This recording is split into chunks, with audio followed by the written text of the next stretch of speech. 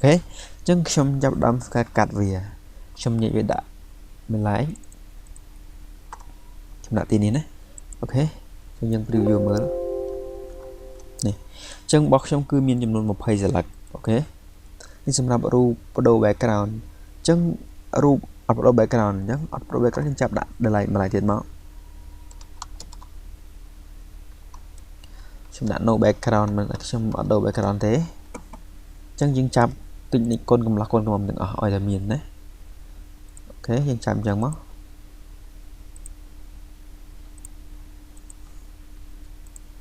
បាទនេះយើងចាប់យកតែរូបកូនកំឡោះហើយនឹងកូនកំមុំបានហើយបាទអូខេនេះយើងចាប់តែកន្លែង technique បានហើយណានេះកម្មវិធីយើងមិនចាំបាច់ខ្វល់ទេចាកម្មវិធីអូខេយើងចាប់ technique បានហើយអូខេយើងរកមើលបន្តទៀតមាននេះអូខេនេះដល់នេះអននេះបាទនេះចឹងយើងរកមើល technique កូនរំលាស់កូនកំមុំឲ្យអស់មកណាជាងមើលបន្តទៀតនេះអូខេចឹងយើងមើលទៀតមានទៀតទេនេះបងនេះរូបធំហីបាទអូខេអត់តែប៉ុណ្្នឹងទេយើងមើលដែរបាទអូខេអញ្ចឹងខ្ញុំจะធ្វើការកាត់វាហើយយើងដាក់វាlike នៅក្នុង Adobe background នេះនេះគឺយើងញែកវាអញ្ចឹងណាដើម្បីងាយស្រួលធ្វើការអូខេអញ្ចឹងយើងមើលបន្តទៀតដោយសារបងប្អូនឃើញរូបអង្ក្រោមហ៎នេះរូបតាមរូបមានហើយភាសាក៏ប៉ុន្តែគេរីណាមបងឃើញគេរីណាមដាក់25 30ហ៎សំទោស20 25ហ៎នេះឬក៏25 30គឺជាទំហំដែលគេរើសអញ្ចឹងយើងយករូបទាំងអស់នេះដើម្បីធ្វើការពង្រីកណាពង្រីកឲ្យធំបងប្អូនដឹងហើយថារូបថតមួយចំនួនគឺយើងថត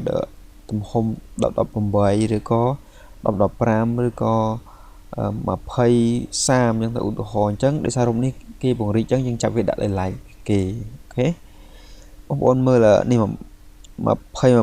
យើងមានប្រហែលទំហំប្រហែលរូបភាពណានេះ3អញ្ចឹងនេះអញ្ចឹងយើងញែកវាដាក់ម្ដុំមកអញ្ចឹងយើងដាក់បង្កើត folder មួយទៀតយើងដាក់ឈ្មោះ20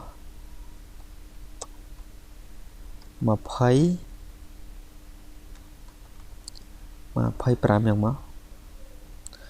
ហើយនឹង25 30ណាថ្ងៃអញ្ចឹងមក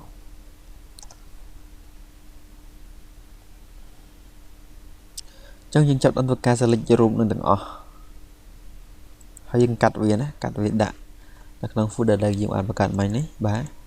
យើងដាក់វាអញ្ចឹងមកនេះអូខេអញ្ចឹងរូបដែលគេពង្រីកគឺយើងដាក់វាដូចគ្នាដែរអញ្ចឹងណានេះគឺគេពង្រីក14សុំណា14ប៉ុសធំអូខេបាទអញ្ចឹងសល់ទៀតគឺតាក់ទងជាមួយនឹងកម្មវិធីណាកម្មវិធីអញ្ចឹងកម្មវិធីគឺយើងដឹងស្រាប់ហើយថានេះដូចតែខ្ញុំបានដាក់បញ្ជាក់អញ្ចឹងគឺកម្មវិធីគឺយើងមានតាំងពីក្រុងពីលីរហូតជាហោហែមរហូតដល់កម្មវិធីយើងក្រោយគឺការហូបចុកឬក៏ការទទួលភ្ញៀវឬក៏កម្មវិធីបងប្អូនជួបជុំគ្នានឹងឯងណាបាទនេះយើងមើលបន្តទៀតមកនេះអញ្ចឹងទាំងអស់នេះសុទ្ធសឹងតែជាកម្មវិធីអញ្ចឹងយើងដាក់បង្កើត folder មួយទៀតមកយើងដាក់ថា program បាទអញ្ចឹងយើងចាប់វាទាំងអស់ដាក់ក្នុង program មកណាយើងបោះវាចូលអញ្ចឹងអូខេអញ្ចឹងនៅពេលដែលយើងញែកវាដាក់ delete អញ្ចឹងគឺយើងងាយស្រួលធ្វើការណាដើម្បីកុំឲ្យច្រឡំនៅពេលដែលយើងចាប់ផ្ដើមធ្វើការបែងចែកឬក៏យើងចាប់ផ្ដើមធ្វើការទីរូបទៅកែប្រែណាបាទអូខេអញ្ចឹងបានប៉ុណ្ណឹងយើងចាប់ផ្ដើមមើលថាណាយើង preview រូបរបស់យើងនៅក្នុង folder ហ្នឹងមកអូខេ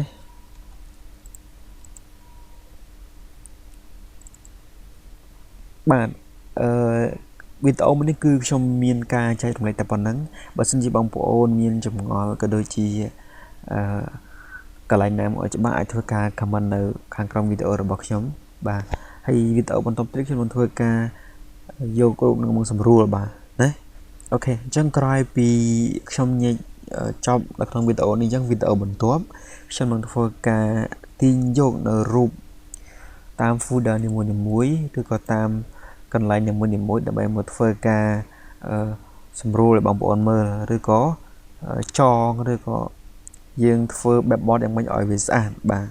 អូខេអញ្ចឹង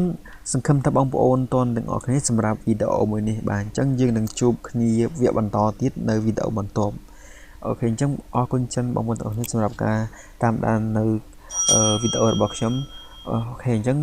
ខ្ញុំសូមជម្រាបលាបងប្អូនត្រឹមហ្នឹងបាទអរគុណច្រើនបងប្អូនទាំងអស់គ្នា